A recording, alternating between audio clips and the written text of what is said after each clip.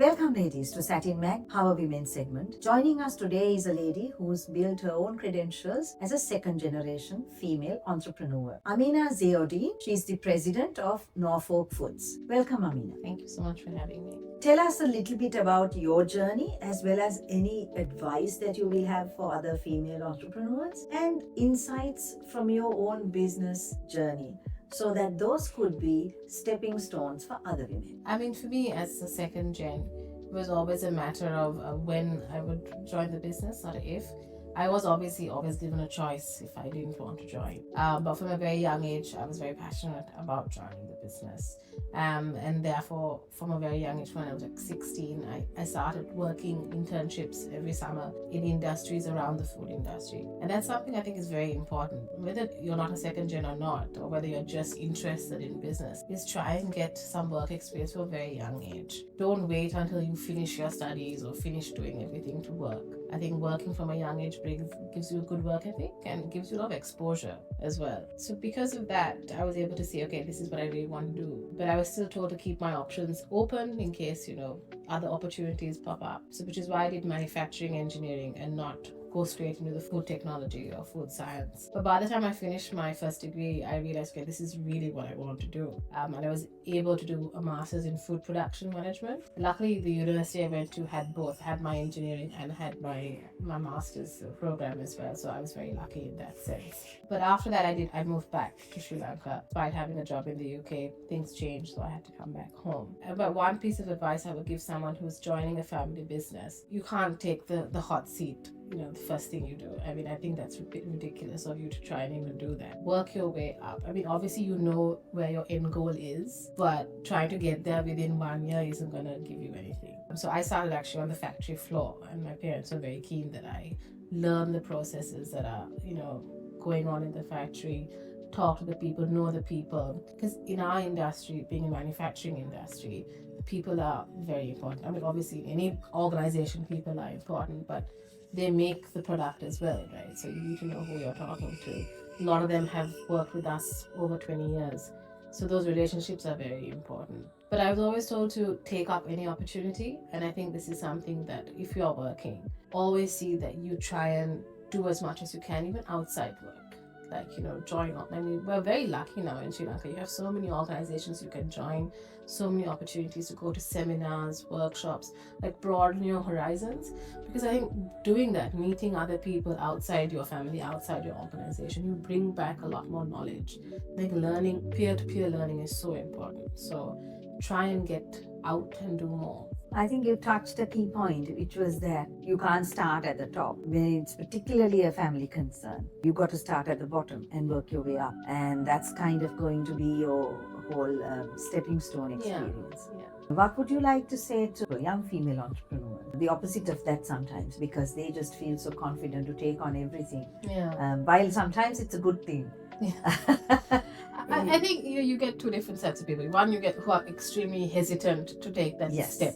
And then you get some people who just think they can do everything. Yes. I think it's important as a female to recognize the fact we can't do everything. Absolutely. And I think I've had this kind of realization point maybe over the last year. I mean, I'm also a mom, and you try and do everything, you try and be everywhere, and there's only one of you. Yeah. Right. So I think know what you can and cannot do. Absolutely. And I watched a really good podcast, which is like, look, if you're a female boss, you can't be everywhere at once, right? But try and pick and choose what you can do. That's an excellent advice. So, parents' days, non-negotiable. Swimming meets, non-negotiable. But some things that you have to give up on, you have to give up on. So now, I've realized doing my daughter's homework has been doing my head in, right? But, I've realized, okay, I have to now get someone to help me with that. Yeah. Be there for some things, and form the village. I think this whole utopia of you can do it all it doesn't exist. Right? You need to have people to help you, and if you can get that support system in place, it'll radically change the quality of life that you lead. Because we manage the house, we manage work, we manage our kids. Yeah, we do. So we need to be able to have people to support us doing that. Yeah, and also that's an interesting point, because sometimes you think we could be the superwoman and you can't. Can't. And you just need to convince yourself that way, it's okay. Yeah. Let go. Yeah. Some things are not worth fighting for. No, they aren't. Like, really, they aren't. Like, And very often that comes with experience. yeah. I think, you hit a realization point, I think, one maybe in your career, but also in your business, and this whole thing of, sleep, when the baby sleeps, what happens to like cooking, cleaning? It doesn't work that way. And I think we have to be very careful with the advice that we get. I'm very careful what we watch on social media. Very true. You see these women who are perfectly makeup perfect, hair perfect, their kids look perfect, and you're like, how did they get their children to wear such nice clothes? And our children won't listen to us. But it's, they don't show you the 3 nannies, the 4 maids, that's going on in the background. Yeah, it's all orchestrated. It's all orchestrated. And I think we really need to take a mental health check with that. We do. So. And a key point I want you to talk about is, I think we need to touch on is, in all of this managing the business, managing the home, managing the husband, the kids, and sometimes engaging parents. Yeah. For a lot of women, that's a reality. Yeah. You forget yourself. Oh, yeah, for sure. I work and live with my parents, so it's fun. Yeah. But one thing my sister always says is, in the plane they always say, put your oxygen mask on first. Yeah. Before assisting your child. Yeah. Right. So what I try to do is at least have 1 hour where I work out 3 times a week, where that's my time. I work out sometimes with my friend, sometimes by myself. That's my time. And I try to do it as I put my daughter to sleep. So it's in the night. It's not the most convenient of times. But I know she's in bed. Yeah, she's in bed. I know that is done. Sometimes she does wandering in her pajamas, but I know it's done for the day. And that's important. Even if you don't work out, just do that. Even if it's half an hour. Even if if you like journaling, do journaling. If you like, a favorite Netflix show, do something where it's just for you. Half an hour. I totally agree with that, and I think that you've got to set that aside. Yeah. Otherwise, you'll never do it. No, you won't. You won't. Same goes like empowering yourself. And when I said earlier about trying to do things that going for workshops and things, a lot of women are like, oh, we don't know what to do for here. I'm like, yeah, but you would go for a shopping festival. Oh yeah. For 2 hours or 3 hours, but you wouldn't come for a workshop. And that's my counter argument. Like this is helping you. Right? If you can give up 2 or 3 hours of your time to help yourself, I think that's much better than going shopping. Absolutely. So. Yeah, another key point that I talk about often is the work-life balance. And also this guilt.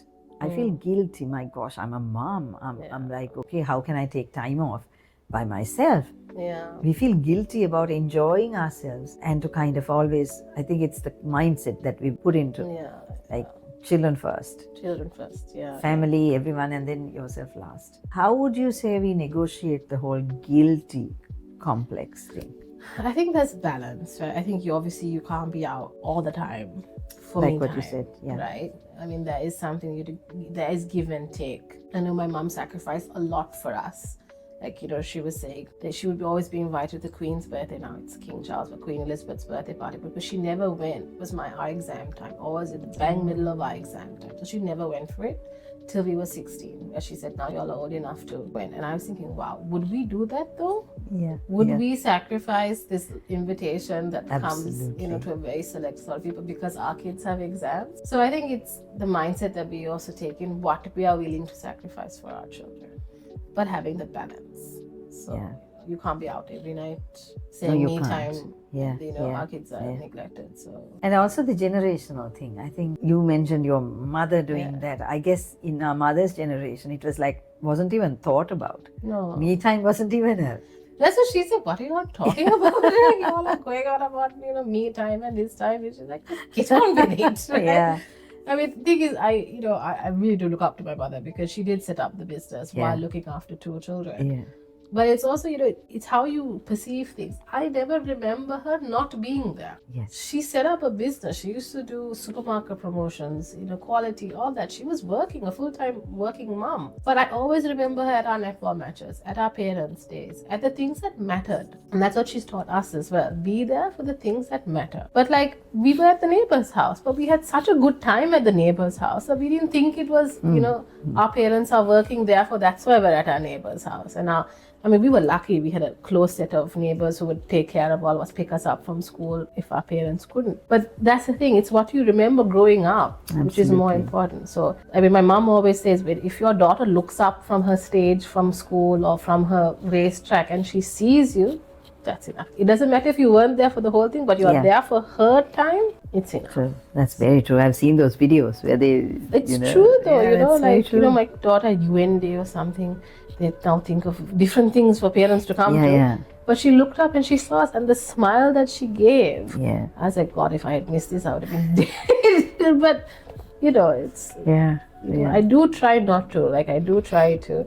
School sends us the calendar, and therefore I put all the important dates in my calendar where, you know, it doesn't get, things don't clash. But obviously, there are some things you can't, Yeah, you're not in yeah. control of. Tell us a little bit about the business. So your parents started it. Yeah. We all know it's a household name and it's been there for a long time. Yeah. But how do you see it under your guidance? How it will grow? What things are you thinking of?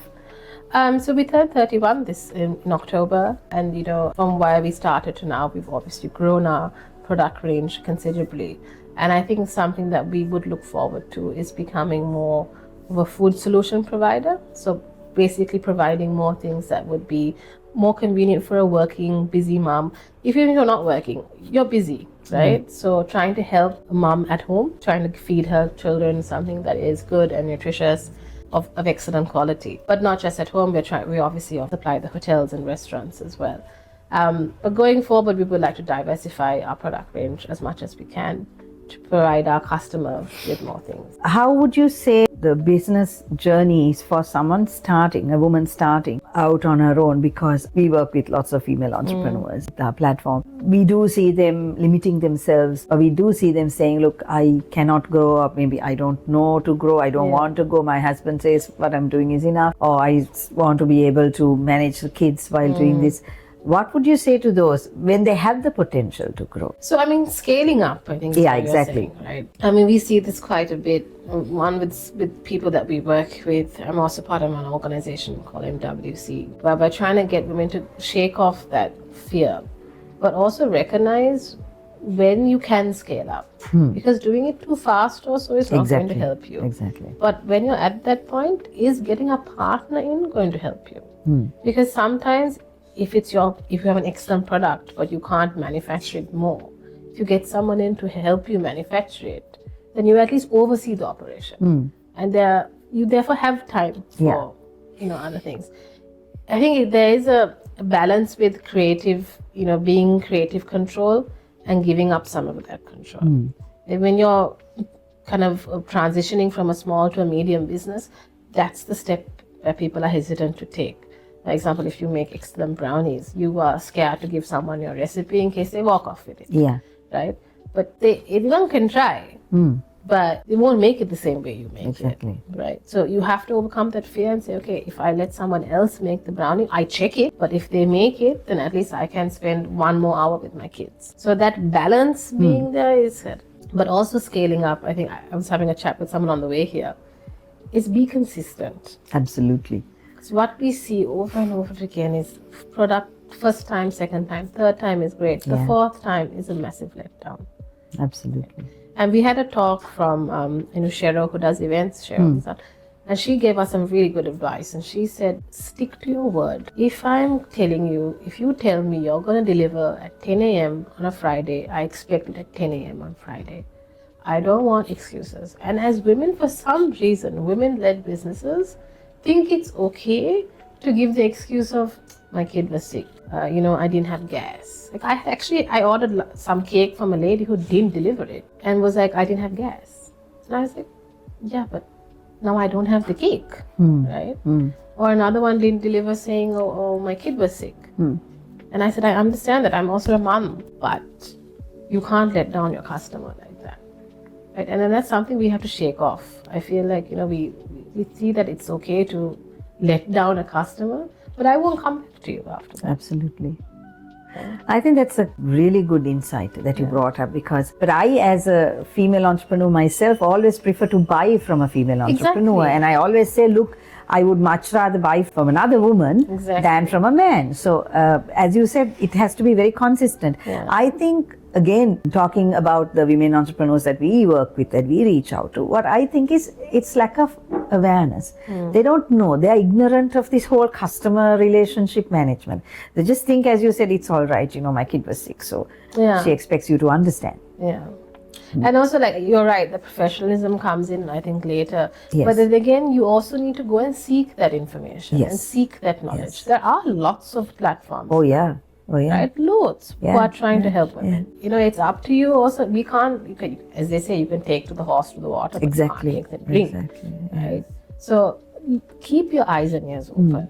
There are so many things out there now trying to help women grow. Yeah, absolutely.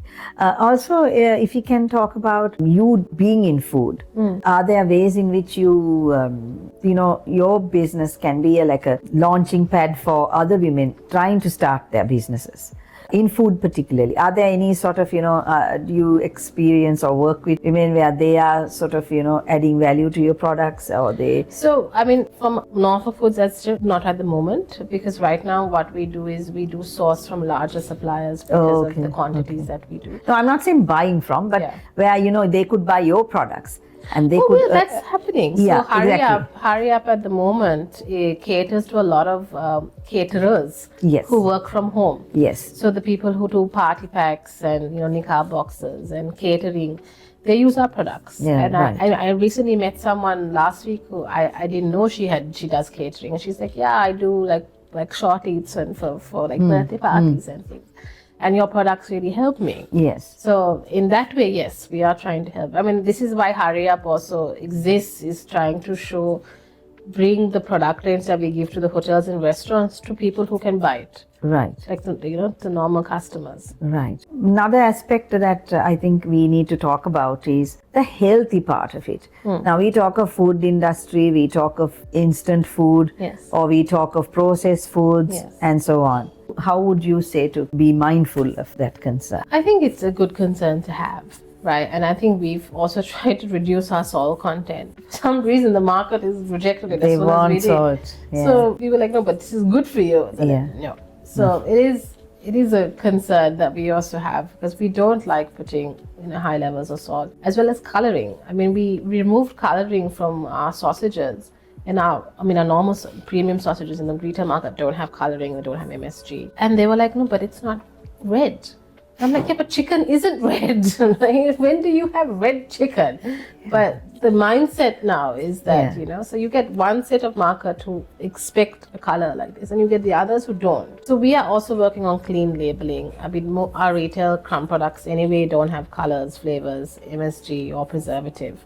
But we are also working on trying to see how the labeling can be better for the customer to understand what's actually in their products. Yeah. So we're working on that as well. Oh, great. That's wonderful to hear.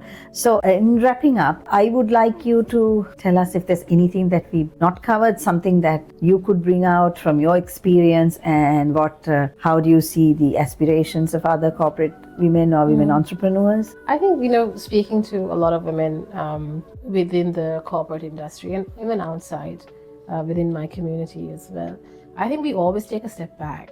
Women in general, we always take a step back. And we're always willing to take a step back in our careers, in our lives, for someone else to grow, which is fine.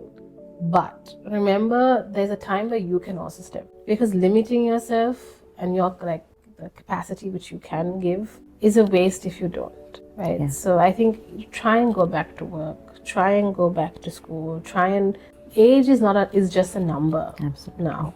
Right? There are so many ladies who are going back to work after 10 years of being at home, right? Their kids have grown up and they decided, okay, I want to go back. Do it. And I think even that degree that you wanted to do, you can get it to do it. The masters you want to do, you can do it. I think we always say later.